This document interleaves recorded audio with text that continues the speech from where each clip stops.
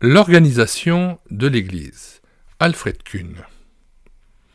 Ce livre essaie de répondre à des questions telles que l'Église a-t-elle besoin d'une organisation ?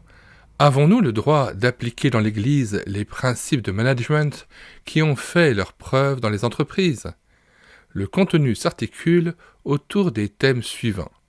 L'organisation dans la Bible. Les principes d'organisation. Objectifs. Planning, sélection des collaborateurs, délégation, prise de décision, collaboration, communication, motivation, évaluation des résultats, formation. L'organisation dans l'Église. Les différents secteurs d'activité dans l'Église et leurs responsables, l'organigramme, la charte et la description de fonctions, les finances et la comptabilité, le programme d'enseignement, le conseil des anciens et des diacres. Dans l'annexe, A. Loverini traite de la manière de conduire les stages pastoraux pour en multiplier les bénéfices et éviter les problèmes. Type de stage, objectifs, préparation des formateurs, règles de conduite, évaluation, mémoire de stage. Un livre éminemment pratique dont nous lisons maintenant l'introduction par Alfred Kuhn. L'Église a-t-elle besoin d'une organisation ?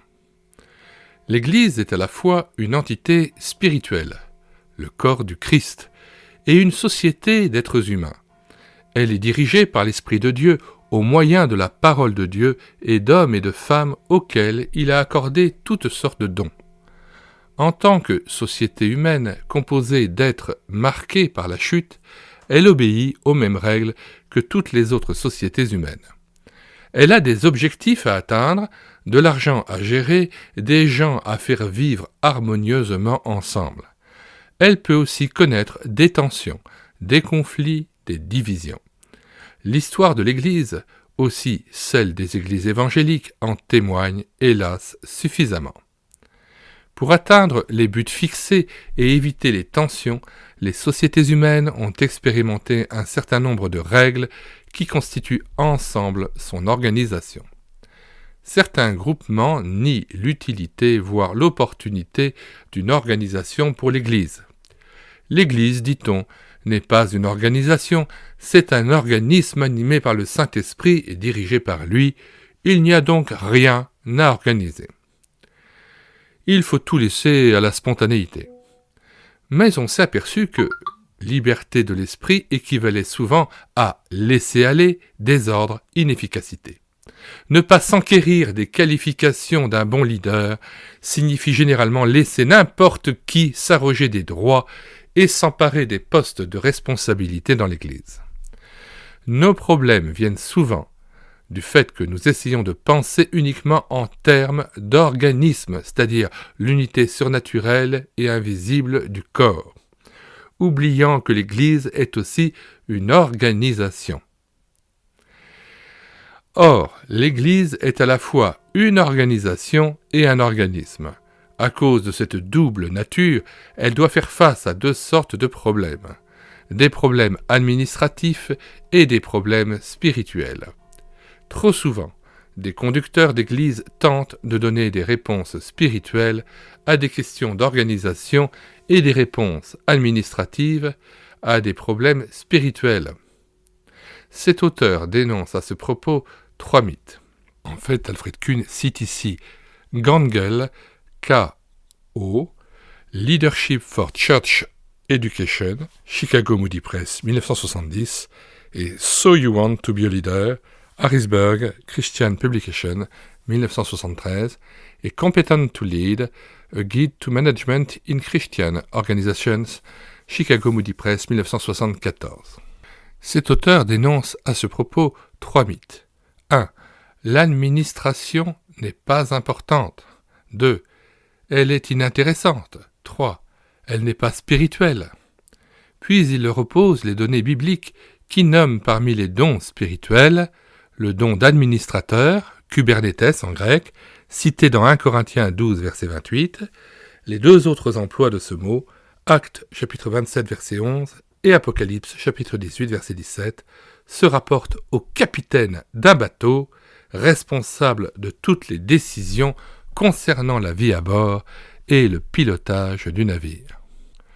Kittel dit dans son dictionnaire théologique du Nouveau Testament que le propriétaire d'un bateau embauchait seulement le Kubernetes et lui laissait la responsabilité d'engager le reste de l'équipage. En somme, c'était le capitaine du vaisseau. La responsabilité était surtout importante en cas de tempête. Primitivement, la proclamation de la parole ne faisait pas partie des tâches du Kubernetes. Les apôtres, prophètes et enseignants s'en chargeaient. Nous lisons maintenant 1 Corinthiens 12, versets 27 à 29, avant de lire la suite de l'introduction, sinon on ne peut pas comprendre le sens de ce qui suit. 1 Corinthiens 12, versets 27 à 29. Vous êtes le corps de Christ, et vous êtes ses membres, chacun pour sa part. Et Dieu a établi dans l'Église, premièrement des apôtres, secondement des prophètes, troisièmement des docteurs, ensuite ceux qui ont le don des miracles, puis ceux qui ont les dons de guérir, de secourir, de gouverner, de parler diverses langues. Verset 29. Tous sont-ils apôtres? Tous sont-ils prophètes? Tous sont-ils docteurs? Tous ont-ils le don des miracles? Verset 30. Tous ont-ils le don des guérisons? Tous parlent-ils en langue? Tous interprètent-ils? Verset 31. Aspirez aux dons les meilleurs, et je vais encore vous montrer une voie par excellence. Retour au texte d'Alfred Kuhn. Il est significatif que, dans les questions du verset 29, où Paul demande si tous sont apôtres, prophètes, ou ont le don de guérison, il n'y ait pas de question correspondante au sujet de l'anti-lampsis, l'aide, ni du Kubernetes. La raison évidente en est le fait que tout membre de l'Assemblée peut intervenir pour servir comme diacre ou comme conducteur. Donc ces offices, distincts de ceux mentionnés au verset 29, peuvent être électifs, entre guillemets, c'est-à-dire soumis au vote de l'Assemblée. Cependant, ceci ne change rien au fait que pour être exercé correctement, le charisma divin est indispensable. Le charisma ici, au sens de don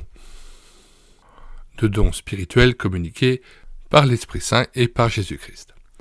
La plupart des emplois du mot Kubernetes et de sa famille dans la traduction grecque de l'Ancien Testament se trouvent dans le livre des Proverbes. Proverbe 11, verset 14. « Quand la nation n'est pas bien gouvernée ou administrée, elle décline. » Proverbe 24, verset 6. « Prends une comparaison dans le domaine militaire. C'est par une bonne stratégie que tu gagneras la bataille. » Qui est ce Kubernetes dans nos églises? Le pasteur, chargé aussi de la prophétie, de l'enseignement, de la relation d'aide et de beaucoup d'autres choses? Ou un frère qui a plus spécialement ce don d'administration et d'organisation? La vision biblique pointe plutôt dans cette dernière direction. Quoi qu'il en soit, la présence de ce terme, avec les précisions qui se dégagent de son contexte, nous montre que, dans le plan de Dieu, l'administration et l'organisation constituent un aspect important de la vie du corps. Dans tous les secteurs d'activité, l'organisation des sociétés et du travail a fait l'objet d'études et de recherches très poussées au cours de ces dernières décennies. Le mot « management » a fait son entrée dans l'industrie, dans le commerce et dans l'administration. Des chrétiens se sont alors demandé si leur communauté ne pourrait pas profiter de ces recherches. Pourquoi ce qui est bon pour une organisation humaine ne le serait-il pas pour une église? De fait, un certain nombre de spécialistes du management, qui étaient aussi des chrétiens engagés dans une église ou une œuvre chrétienne, ont fait des séminaires et rédigé des livres ayant pour objet le management dans l'Église. D'autre part, la Bible elle-même nous donne des principes d'organisation qui anticipent de bien des siècles sur les meilleures formules actuelles de management. Alfred Kuhn. Nous mettons le lien de téléchargement de cet ouvrage dans les commentaires de cette vidéo, l'ouvrage se faisant à partir du site internet médiathèquechrétienne.fr, site destiné à la sauvegarde et la réédition numérique des ouvrages chrétiens évangéliques épuisés et non réédités. Nous vous invitons à vous rendre sur la page d'accueil du site internet médiathèquechrétienne.fr afin de considérer les centaines d'ouvrages que nous avons déjà réédités de manière numérique en e-book et que vous pouvez télécharger gratuitement. Nous avons aussi mis en parole des centaines de cantiques afin qu'ils puissent à nouveau être rétroprojetés en assemblée. Et nous vous invitons aussi à regarder les playlists sur cette chaîne YouTube que nous avons entièrement consacrée à ces cantiques. Il y a l'intégralité des cantiques de Daniel et Françoise Dossmann. Il y a aussi d'autres playlists que nous vous invitons à découvrir, et notamment donc de très beaux cantiques de la mission Timothée. Il y a des playlists de cantiques édités par Diffusion Bible, et notamment le CD Le Laboureur et Jésus amène mon âme. Et nous avons pris soin de numériser les anciens vinyles Échos de la joie de Strasbourg qui, en leur temps, interprétaient souvent les cantiques des ailes de la foi ou les grands classiques des cantiques évangéliques. Nous vous invitons aussi à regarder dans la page d'accueil de médiathèque.fr, mais aussi dans la playlist de cette chaîne YouTube Elle écoutait sa parole, l'ensemble des ouvrages que nous avons pu numériser d'Alfred Kuhn avec l'accord des éditions Emmaüs et des ayants droit d'Alfred Kuhn, afin de pouvoir les faire revivre à nouveau dans l'esprit et dans les cœurs des chrétiens, et afin qu'ils puissent en faire leur miel et être enrichis de tout son travail énorme d'écriture et de réflexion, de méditation en tant que théologien sur les grands thèmes bibliques. Nous vous disons au revoir et à bientôt.